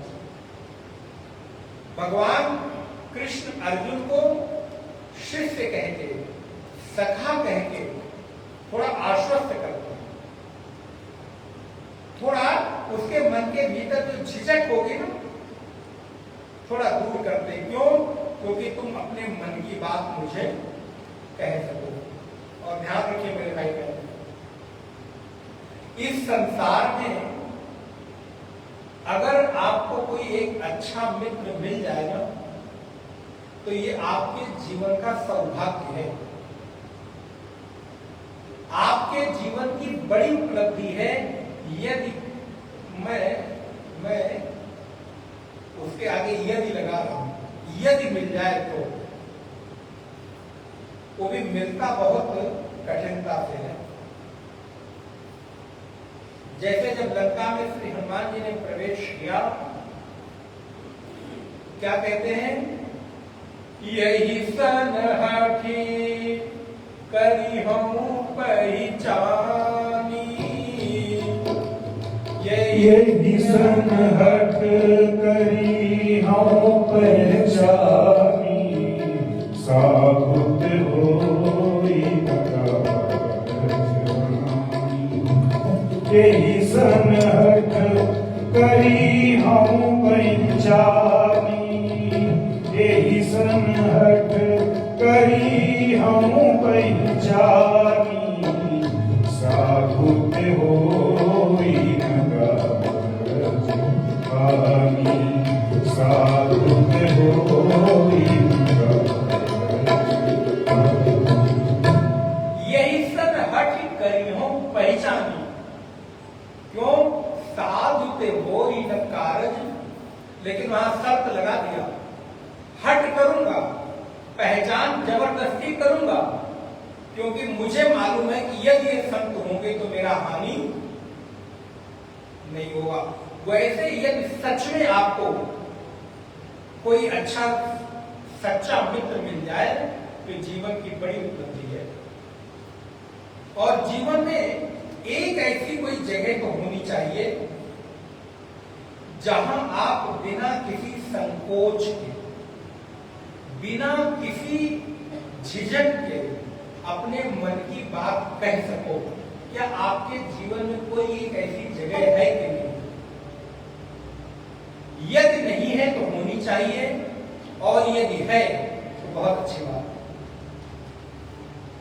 और नहीं है तो प्रयास करके कोई एक ऐसी जगह खोजनी चाहिए।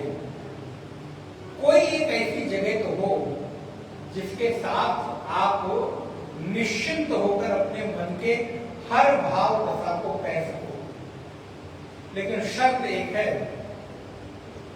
कहना वहीं जहां आपका अहित न हो, जो आपकी भावनाओं का कभी दुरुपयोग न करे, जो आपकी परिस्थितियों का, आपकी विवशताओं का कभी फायदा न उठाए, कभी उसका दुरुपयोग न करे। नहीं तो इसीलिए तो मुझे लगता है शायद यही सोचकर रहीम ने लिखा होगा कि ऐसे संबंध मिलना तो बहुत कठिन है, तो इससे बेहतर है कि अपने मन की व्यथा किसी से, क्योंकि लोग सुनेंगे, खिचलाएंगे, मजा उठाएंगे, लेकिन आपका कोई सहयोग करने नहीं आएगा। तो इससे बेहतर क्या है, बोले जब कहकर फायदा कोई नहीं तो कहकर मजा उड़वाने से फायदा क्या, हंसी उड़वाने से क्या फायदा। तो बेहतर है कि अपने मन की व्यथा को मन ही रखो। लेकिन अगर कोई ऐसा एक संबंध आपके जीवन में है तो आप बड़े भाग्यशाली हैं। भगवान कहते अर्जुन तू मेरे सखा हो। जब इतना भगवान ने कह दिया तो देखो तुरंत अर्जुन की झिझक खुल गई। और मैंने कभी गीता जब मैं पढ़ाता हूं मेरे आश्रम में तो एक बार ये बात कही थी, हर अध्याय का अर्जुन अलग है। हर अध्याय में अर्जुन की जो परिपक्वता है वो बढ़ती चली जा रही है। आप दूसरे अध्याय के पहले अध्याय के अर्जुन को देखो, दूसरे अध्याय के अर्जुन को देखो, तीसरे अध्याय के अर्जुन को देखो और अब चौथे अध्याय के अर्जुन को देखो, मैच्योर होता चला जा रहा है। वो अर्जुन की जो मैच्योरिटी है ना, परिपक्वता है, बुद्धि का स्तर है, बढ़ती चली जा रही है। ऐसे ही आप साधकों से भी उम्मीद की जाती है कि जैसे जैसे आप साधना में बढ़ते चले जाओ वैसे वैसे आपको हर बात बार बार कहनी न पड़े। एक बार कह दी जाए बस उतने में समझ जाए। और अगर कोई व्यक्ति एक बार में नहीं समझता तो बार बार कहने से भी कोई फायदा छोड़ दो, समय काल उसको खुद ही समझा देगा। इसलिए नारायण भगवान को अर्जुन कहता है प्रभु अपरम भवतो जन्म परम जन्म विवस्वतः कथम एतत् विजानीयाम तुम आदो प्रोक्तवान की। भगवान आपने कहा कि ये ज्ञान परंपरा से प्राप्त हुआ, तो आपके जन्म और उनके जन्म में तो बहुत अंतर है। आपका तो अभी अभी जन्म हुआ है, क्योंकि अर्जुन को तो लग रहा है कि हमारे आस ही पास के है ना भगवान, तो आपका तो जन्म अभी हुआ है और सूर्य का जन्म तो बहुत पहले का है। कितना अंतर है, कल्पों कल्प का अंतर है। तो मैं इस बात को कैसे समझूं कि आपने ही सूर्य को यह ज्ञान कहा था, ये योग बताया था। भगवान कहते हैं, भगवान थोड़ा मुस्कुराए। पता है जब आप लोग कोई ऐसा प्रश्न करते हो ना, जिस प्रश्न में कोई बहुत बालपन दिखाई देता है, कभी कभी आप लोगों का स्वभाव बड़ा बच्चे जैसा हो जाता है, होना भी चाहिए, तो सदगुरु भी मुस्कुराते हैं, अच्छा ये ठीक है, समझ नहीं, कोई बात नहीं। तो भगवान भी मुस्कुराए अर्जुन को देखकर। श्री भगवान वाच, गीता पढ़िएगा ना तो ये जो वाच है इसको भी पढ़ना मत भूलिएगा। इससे आपको पता चलेगा कब कहां कौन से संवाद किए जा रहे हैं। तो नारायण भगवान मुस्कुराए और अर्जुन को कहते हैं, अर्जुन बहुनि में व्यतीतानि, तुझको लगता है कि मेरा जन्म अभी अभी हुआ है ना, अरे मेरा तो न जाने कितना जन्म कब हो चुका है इसका तो कुछ पता नहीं है। बहुनि में व्यतीतानि कर्माणि तव चार्जुन तान्यहं वेद सर्वाणि न तुम वेद परंतप। हे परंतप अर्जुन,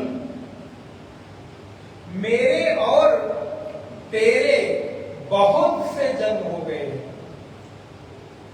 उन सबको तू नहीं जानता किंतु मैं सबको जानता हूं। देखो भगवान ने पहली ही लाइन में अपने को स्पष्ट कर दिया कि तू अगर केवल मेरे को अपना रिश्तेदार समझता हो तो इस समझ को ठीक कर लो, अपनी भूल को ठीक करो। अगर तुम मुझको भगवान समझते होते तो ये प्रश्न न करते। अभी तुम्हारी दृष्टि में मैं कौन हूं? मैं तुम्हारा रिश्तेदार हूं, तुम्हारा भाई हूं, तुम्हारा मित्र हूं, नहीं। इसलिए ध्यान देना मेरे भाई बहन, जो ऐसे ऊपर से दिखाई दे रहा है वो ऊपर से दिखाई देने वाला परिचय हमेशा अंतिम परिचय नहीं होता। इसलिए ऊपर से किसी को देखकर जज मत करना। हम लोग प्राय कई बार किसी व्यक्ति को ऊपर से देखकर, उसके रूप को देखकर, उसके कपड़े को देखकर, उसके हाव भाव को देखकर अनुमान है ये तो ऐसे ही है ना। इतनी जल्दबाजी में निर्णय नहीं करना चाहिए, क्योंकि मालूम नहीं अंदर से कौन कैसा है। ऊपर से दिखने वाला साधारण व्यक्ति हो सकता है कि भीतर से कोई बहुत बड़ा साधक हो। इसलिए पहचानने की दृष्टि आनी चाहिए, पहचानने की परिपक्वता आपको होनी चाहिए।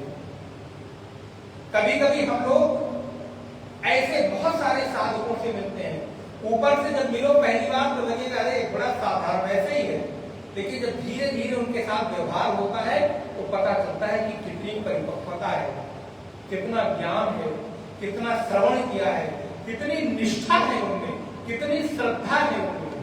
इसलिए तुरंत देखकर किसी को बहुत जल्दबाजी में जज करने की भूल नहीं करनी चाहिए। लेकिन आप बहुत जल्दबाजी में रहते हैं, अरे मैं जानता हूं फलाने ऐसे ही है ना, ये भूल। इसलिए भगवान ने अर्जुन को ये बात करेक्ट की कि तुम्हारे मेरे बहुत से जन्म हुए हैं, लेकिन तुम सबको नहीं जानते हो, लेकिन मैं सबको जानता हूं। कैसे जानता हूं? अजोपि सन अव्ययात्मा भूतानाम ईश्वरोपि सन प्रकृतिं स्वाम अधिष्ठाय संभवाम्यात्म मायया। अर्जुन, मैं अज होता हुआ, अजन्मा होता हुआ, मेरा कभी जन्म नहीं होता, लेकिन अजन्मा होता हुआ भी मैं माया के वशीभूत होकर, अर्थात माया को अपने वश में कर कर इस धराधाम पे जन्म लेता हूं और वो मानवीय लीलाएं करता हूं जो सब मनुष्यों के जैसे दिखाई देती है, लेकिन वो लीला करता हुआ भी मेरा उनके साथ कोई संबंध नहीं रहता। ये दो श्लोक आप बहुत सुनते रहते होंगे, आज याद भी कर लीजिए कि गीता का श्लोक है और किस अध्याय का है ये भी याद कर लीजिए। कौन सा? हो सकता है आप लोगों को, बहुत लोगों को याद भी हो। यदा यदा ही, बोलिए, ग्लानिर्भवति भारत अभ्युत्थानमधर्मस्य तदात्मानं सृजाम्यहम्। भगवान इस धराधाम पर कब आते हैं? अब कब आते हैं ये बता रहे हैं इस श्लोक में, ध्यान दीजिएगा, और क्यों आते हैं ये भी बता रहे हैं। भगवान बिना प्रयोजन के कोई काम नहीं करते, बिना उद्देश्य के कुछ नहीं करते, तो किस उद्देश्य से आते हैं और कब आते हैं? बोले आता तो तब हूं जब धर्म की हानि हो जाती है और अधर्म का प्रभाव बढ़ जाता है। इसलिए अभी आप लोगों को कुछ लोग कह रहे होंगे, कुछ संस्था के लोग कि कलयुग आने वाला है, भगवान अवतार लेने वाले हैं ना, सुना कि नहीं?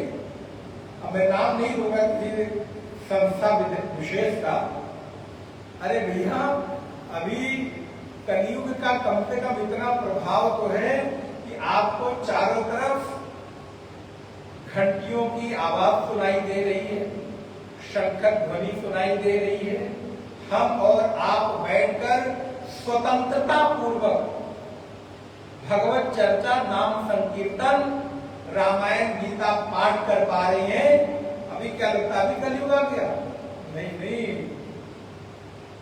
इसलिए कई सारे लोग भ्रम में, और कितने साल से कलयुग आने वाला है, भगवान अवतार लेने वाले, एक कोई संस्था है ना, आप लोग समझते होंगे, बहुत सारे लोग जुड़े रहते हैं कहीं कहीं से। इस वजह से थोड़ा सावधानी, मैंने क्या कहा, प्रामाणिक लोगों से सुनो। अब बहुत सारी बातें हैं, अपने कान को डस्टबिन मत बनाओ। बोले महाराज आप क्या क्या कहते रहते हैं, अब क्या करें। असल में हमने अपने काम को डस्टबिन बना रखा है ना।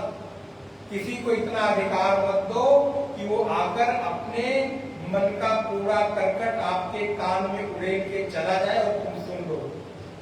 क्योंकि अगर आपके कान में कूड़ा करकट जाएगा तो उस कूड़े करकट से इन्फेक्शन आपके हृदय और मन को होगा ही होगा। और आप देखो, जब आप बैठते हो, चार लोगों की बातें सुनते हो, तो आपका मन बिगड़ता है कि नहीं बिगड़ता? इसलिए ऐसे लोगों के साथ मत रहो जो आपके कान में निंदा, चुगली, किसी की चुगली करते हो, निंदा करते हो, किसी के अपमान की बात करते हो, किसी की बुराई करते हो, साधु संतों का अपमान करते हो, भगवान का अपमान करते हो। नारद भक्ति सूत्र एक ग्रंथ है, वहां पर नारद जी कहते हैं दुस्संगा सर्वथैव त्याज्य। भक्तों को कभी भी दुस्संगियों के बीच में नहीं रहना चाहिए, नहीं तो पता नहीं कब किसकी बात से आपके चित्त में विषमता पैदा हो जाए, आपके चित्त में खिन्नता पैदा हो जाए, आपके चित्त के भीतर इन्फेक्शन लग जाए और आपका मन बिगड़ जाए। इसलिए अपने आप को दो चीजों से बचाओ। एक तो अपने कान को डस्टबिन मत बनने दो, दूसरा अपनी आंखों को कैमरा मत बनने दो। जहां देखो वहीं अपनी आंखों से फोटो खींच लो ना। ये आपकी आंखें कैमरा है, जितनी बार पलकें झपकती है उतनी बार एक फोटो खींच जाती है। इसलिए अपनी आंखों को ऐसे दृश्य से बचाओ जिस दृश्य से आपका चित्त मलिन होता हो। अच्छा आप बताओ, आपके मन में बुराई सबसे अधिक कहां कहां से प्रवेश करती है? आंख और कान। आंख और कान ये आपके मन को मलिन करते हैं। मन तो बाद में आता भाई, मन कोई चीज देखता थोड़ो है, पहले कान से जाता है तो मन को दिखाई देता है, तब मन सुनता है। वाणी से जब आप कुछ बोलते हैं तो मन के भीतर वृत्ति और आकार बनती है। इसलिए अपनी जिह्वा से निंदा, कानों से निंदा सुनना, जिह्वा से निंदा करना और आंखों से निंदनीय दृश्य देखना, इन तीनों चीजों पर यदि संयम हो जाए तो आपका मन बिगड़ेगा। सबसे अधिक आप यहीं से बिगड़ते हो। इसलिए परमात्मा आते क्यों है? बोले जब जब धर्म ग्लानि को प्राप्त हो जाता है, जब जब धर्म न्यूनता को प्राप्त हो जाता है, अधर्म ऊपर की ओर होने लगता है, तब तक अर्जुन मैं धर्म की स्थापना और अधर्म के विनाश के लिए इस धराधाम पर अवतार लेता हूं। और भगवान के आने का उपाय क्या है मालूम है? कारण क्या है? बोले हम साधुओं के लिए भगवान आते हैं। बोले महाराज क्या हम गृहस्थों के लिए नहीं आते?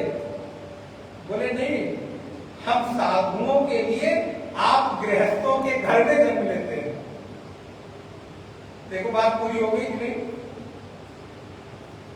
भगवान का जन्म साधु के घर में होता है कि गृहस्थ के घर में? तो अगर आप सदगृहस्थ हो जाएं तो क्या पता कभी किसी जन्म में परमात्मा आपकी गोद में भी आकर खेलें, कोई बहुत बड़ी बात नहीं। सनातन धर्म में सबको बराबर का अवसर है, किसी के साथ भेदभाव नहीं करता, सबको बराबर। अच्छे बताओ, ब्राह्मण को भगवान मिलेंगे तो पूरे मिलेंगे और किसी दूसरी जाति को मिलेंगे तो कम मिलेंगे क्या? कैसे कैसे लोगों ने धारणाएं बना ली। और आज सबसे अधिक अगर बुद्धिमान बनना हो तो ब्राह्मणों की निंदा कर दो तो सबसे बड़े बुद्धिमान हुआ। आप धर्म की बुराई करो तो सो कॉल्ड इंटेलेक्चुअल कहलाओगे आप। तथा कथित बुद्धिजीवी बनना है तो धर्म की बुराई करो, साधु संतों की बुराई करो, हिंदुत्व की बुराई करो, भगवान की निंदा करो, तो आप सबसे बड़े बुद्धिजीवी और बहुत बड़े सेकुलर कहलाएंगे। यही तो कहते हैं महाराज। इस शब्द ने धर्मनिरपेक्षता, आप बताइए, ये जो शब्द है अपने आप में अपूर्ण है। क्या कोई भी समाज, कोई भी धर्म, कोई भी संप्रदाय अथवा कोई भी व्यक्ति धर्म निरपेक्ष होकर रह सकता है क्या? धर्म का तात्पर्य होता है जीवन जीने की स्वाभाविकता, उसको धर्म कहते हैं। जैसे अग्नि का धर्म है ज्वलनशीलता। अब आप कह दो मैं अग्नि उसी को मानूंगा जिस अग्नि में उष्णता नहीं होगी। अब बताओ बुद्धि की कैसी पराकाष्ठा है। इस वजह से परमात्मा कहते हैं मैं साधुओं को दर्शन देने के लिए परित्राणाय साधूनाम और विनाशाय च दुष्कृताम और धर्म संस्थापनार्थाय संभवामि युगे युगे। एक बार दो बार नहीं, हर युग में मैं जन्म लेता हूं। और अर्जुन मेरा जन्म कैसा है? जन्म कर्म चमे दिव्यम एवं यो वेत्ति तत्वतः। अर्जुन मेरा जन्म और कर्म दोनों दिव्य है, इसको कोई जानता नहीं है। त्यक्त्वा देहम पुनर्जन्म नैति मामेति सो अर्जुन। लेकिन जो हमारे जन्म और कर्म को जान लेता है फिर उसका कभी दोबारा जन्म नहीं होता। अर्थात अगर भगवान को यथार्थ रूप से जान लो तो आपका जन्म और मरण छूट जाएगा। लेकिन भगवान को भगवान की तरह पहचानो, उनके यथार्थ स्वरूप से पहचानो। अगर आप किसी व्यक्ति को उसके कपड़े से पहचानते हो तो वो पहचान असली पहचान नहीं है।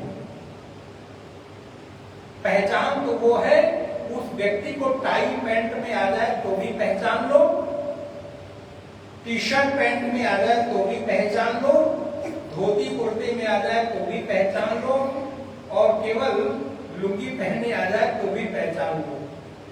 लेकिन आप कहो नहीं नहीं महाराज मैं तो खाली टाई पैंट वाले को ही पहचानूंगा, कोट पैंट वाले को ही पहचानूंगा। बोले तब आपकी ये पहचान अधूरी पहचान है। ऐसे ही केवल बंसी बजाते हुए पीतांबरधारी कृष्ण को पहचानता हूं तो ये पहचान अधूरी पहचान है। केवल हाथ में धनुष लिए हुए नीलांकुश को पहचानता हूं तो ये भी पहचान अधूरी पहचान है। यथार्थ पहचान क्या है? बोले जो उपाधि रहित परमात्मा है उसके साथ जो पहचान है वो यथार्थ पहचान है। वीत राग भय क्रोध मनमया माम उपाश्रिताः बाहो ज्ञान तपता पूता मदभाव मागताः। अर्जुन जिनका राग द्वेष भय क्रोध मिट गया है, जिनका मेरे साथ अनन्य प्रेम हो गया है, वो मेरे स्वरूप को प्राप्त हो चुके हैं। और जो मेरी शरण में जैसे आता है उसको वैसा ही फल मिलता है।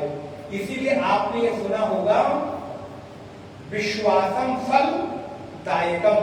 अगर आपका विश्वास है तो आपको फल मिलेगा ही मिलेगा। अच्छा देखो, आप किसी डॉक्टर के घर भी जाते हो तो भी क्या करता कहता है, सबसे पहले विश्वास रखो कि आप ठीक हो जाओगे।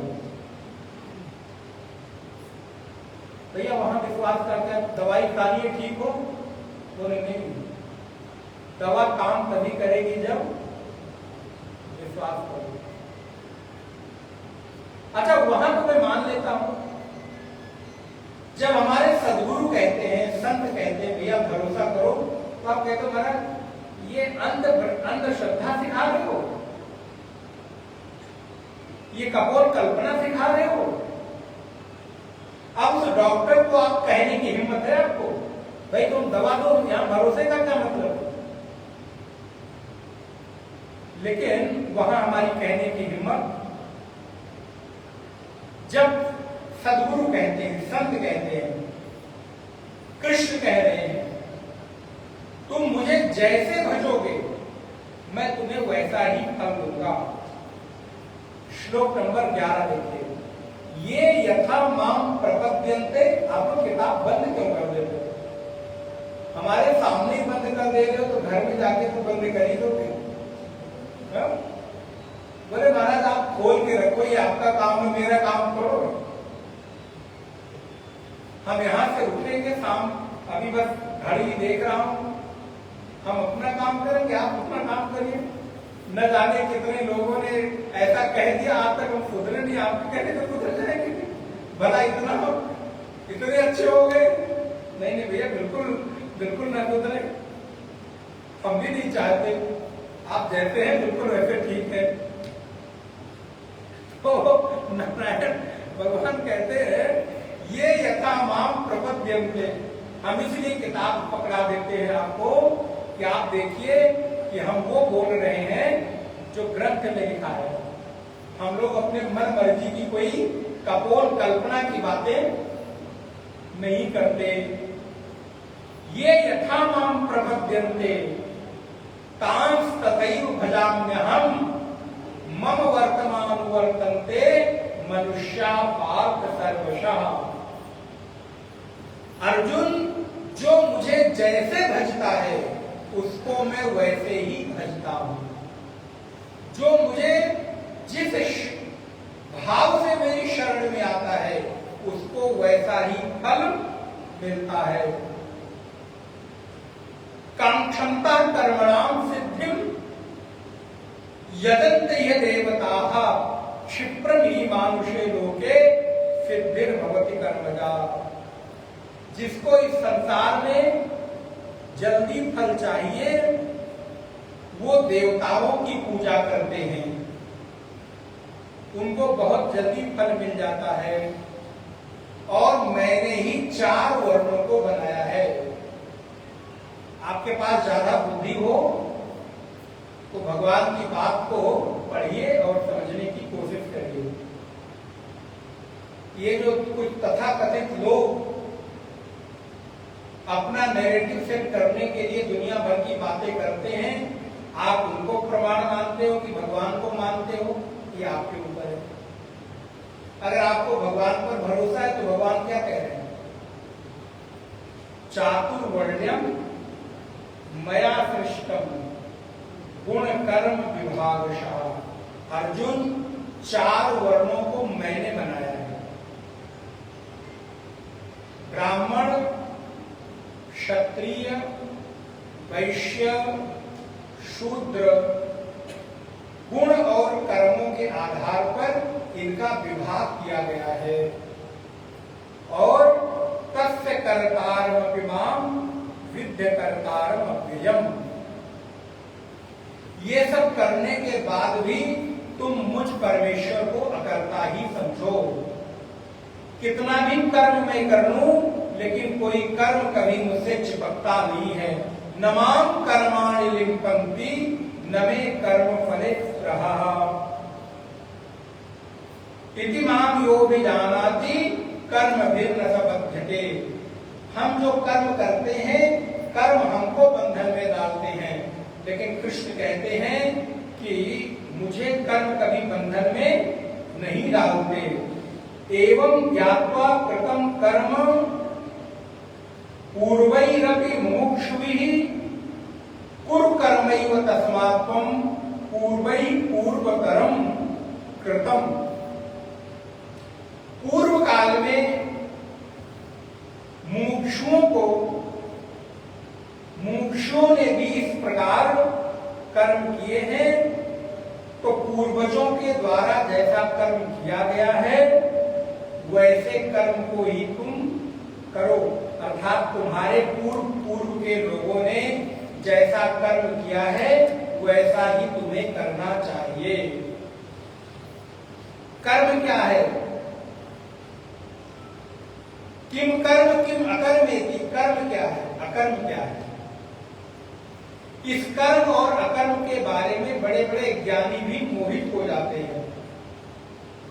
इसलिए तुम्हें कर्म को यथार्थ रूप से जानना चाहिए। कर्मणो यदि बोधव्यम बोधव्यम च विकर्मणः अकर्मणस्य बोधव्यम गहना कर्मणो गति। ये लाइन याद रखिएगा भैया। कर्म की गति बड़ी न्यारी है। और मेरे भाई बहन, ये कर्म आज तक कभी किसी का सगा, जैसा कर्म करोगे वैसा भोग आज नहीं तो कल मिलेगा। कर्म जब तक फल नहीं देता मरता नहीं है। कर्म के कुछ सिद्धांत हैं। कर्म जब तक फल नहीं देता तब तक मरता नहीं। कर्म अपने कर्ता को ही फल देता है। कर्म अपने कर्ता को 1 जन्म 2 जन्म 10 जन्मों तक 100 जन्मों तक जब तक फल नहीं दे देगा वो कभी खत्म नहीं होगा। पितामह भीष्म के जीवन की कथा आपको मालूम होगी। शर सैया पर लेटे हुए हैं। आप सोचो कितने बड़े उपासक से इच्छा मृत्यु का वरदान प्राप्त था, लेकिन अंतिम मृत्यु शर सैया पर लेटे हुए हुई है। शर सैया माने चुभते हुए बाणों के ऊपर लेटे हुए हैं और मरने की प्रतीक्षा कर रहे हैं। सोचो कितना कष्ट हो रहा होगा। आपको एक पतली सी सुई चुभती है तो कितनी पीड़ा होगी। चिल्लाते महाराज और डॉक्टर भी सुई चुभाया नहीं, पास लेकर ही आया है। तब तक रोना गाना चिल्लाना, बस करो बस करो बस करो। और आप सोचो पूरे शरीर में 1-1 इंच पर बाणों की जो सैया है वो उनका आसन बनी हुई है। मृत्यु का इंतजार कर रहे। बोले क्यों? दिव्य दृष्टि से जब उन्होंने देखा तो 100 जन्म पूर्व उन्होंने अपने बाणों के ऊपर से मरे हुए सर्प को उठाकर फेंका था और वो मरा हुआ सर्प कांटों की झाड़ी पर जाकर गिर गया था। इस कर्म का परिणाम था कि उनको ये अपने जीवन में फल भोगना पड़ा। बोले मेरे किस कर्म का भोग है कि मरते समय इतना कष्ट मुझे मिल रहा है? जब जाकर देखा तो महाराज 100 जन्म पूर्व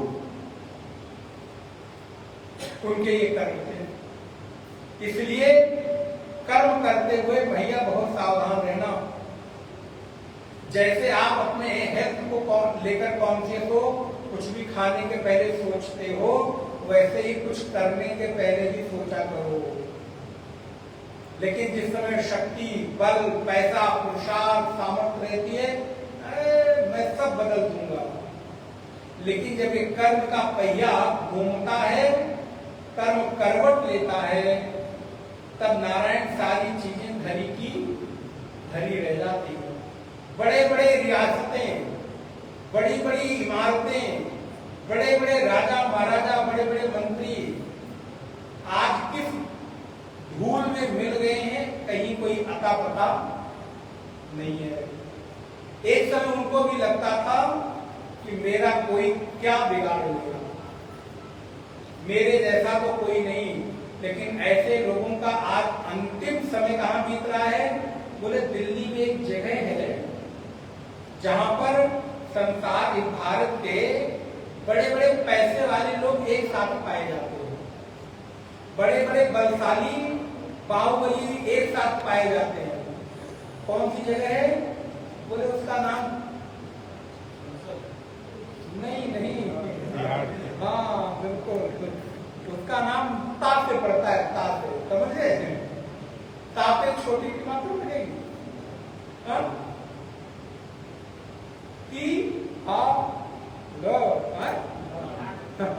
बोले महाराज बड़े बड़े बलशाली, बड़े बड़े योद्धा, बड़े बड़े धनपति, बड़े बड़े लोग अंतिम समय में कहां पाए जा रहे हैं? एक साथ। बोले महाराज एक समय उनको क्या लगता था? मेरे जैसा कौन? क्यों? क्योंकि कर्म का पहिया अवश्यमेव भोक्तव्यम, याद रखिएगा, अवश्यमेव भोक्तव्यम कृतम कर्म शुभाशुभम। शुभ करोगे तो उसका फल, अशुभ करोगे उसका फल भोगना ही पड़ेगा। इसलिए क्या करें? बोले सब चीजों का त्याग करके, कर्म फल का त्याग करके, नित्य तृप्त होकर, निराश्रय होकर अपने आप को, जीवन को व्यतीत करना चाहिए। जो मिल जाए उसी में संतुष्ट हो, यदृच्छा लाभ संतुष्ट हो। श्लोक नंबर 22, जितना मिल जाए उसी में संतुष्ट हो। यदिष्टा लाभ संतुष्टो द्वंद्वातीतो विमत्सरः सम सिद्धाव सिद्धौ च कृत्वापि न निबध्यते।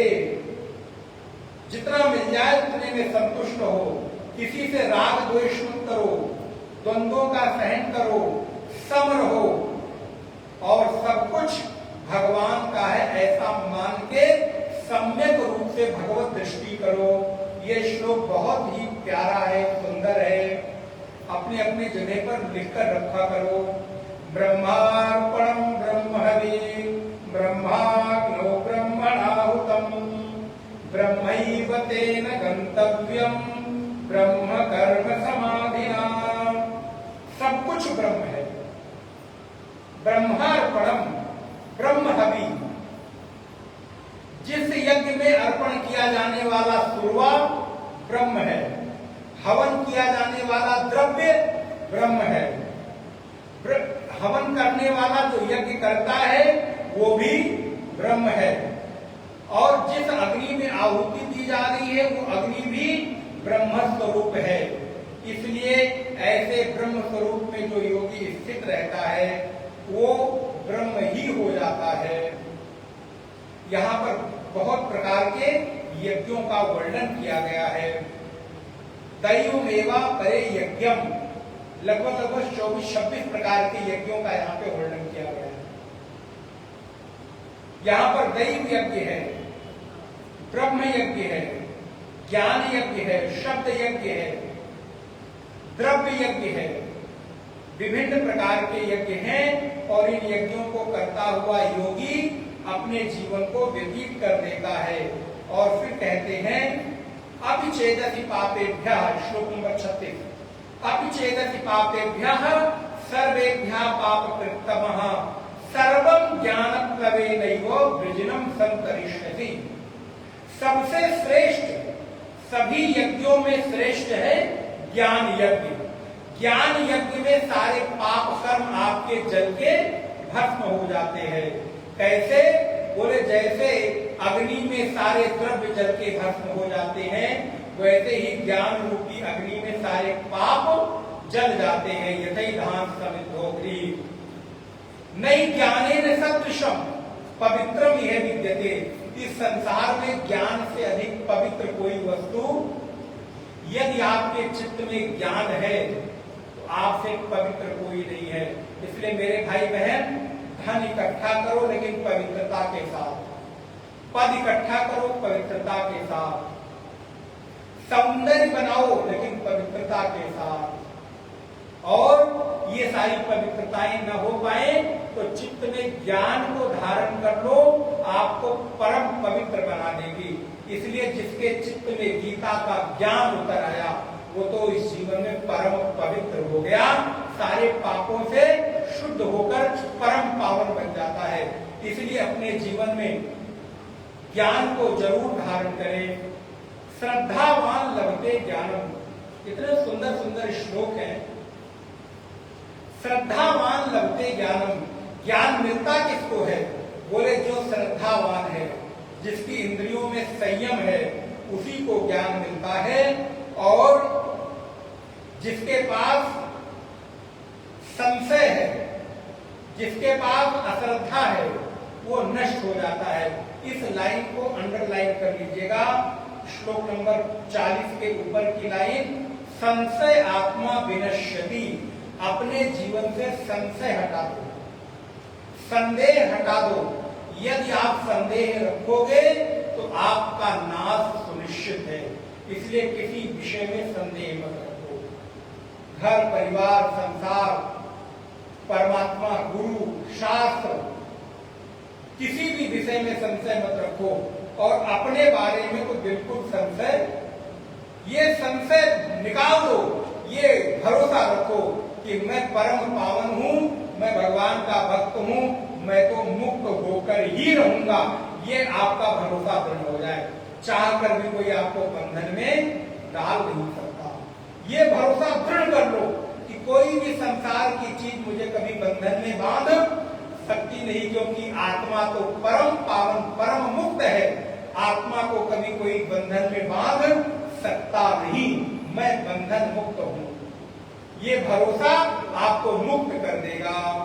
श्लोक नंबर 42 का पाठ करेंगे। तस्मात् ज्ञान संभूतम हृष्टं ज्ञानासीनात्मनः क्षिप्त्वैनं संशयं योगम् आतिष्ठोत्तिष्ठ भारत। ओम तत्सदिति श्रीमद्भगवद्गीतासु उपनिषत्सु ब्रह्म विद्यायां योगशास्त्रे श्रीकृष्णार्जुन संवादे ज्ञान कर्म संन्यास योगो नाम चतुर्थोऽध्यायः।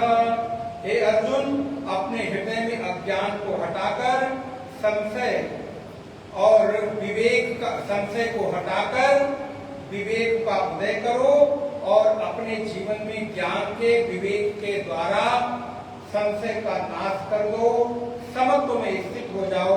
और अर्जुन उठ, युद्ध कर, क्योंकि युद्ध के अतिरिक्त तेरे पास और कोई विकल्प नहीं है।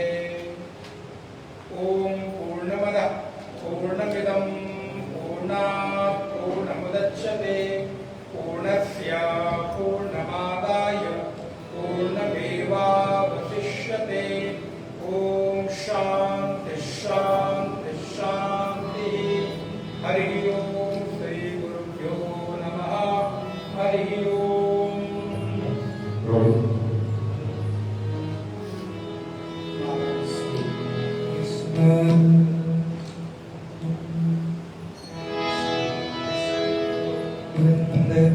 Hare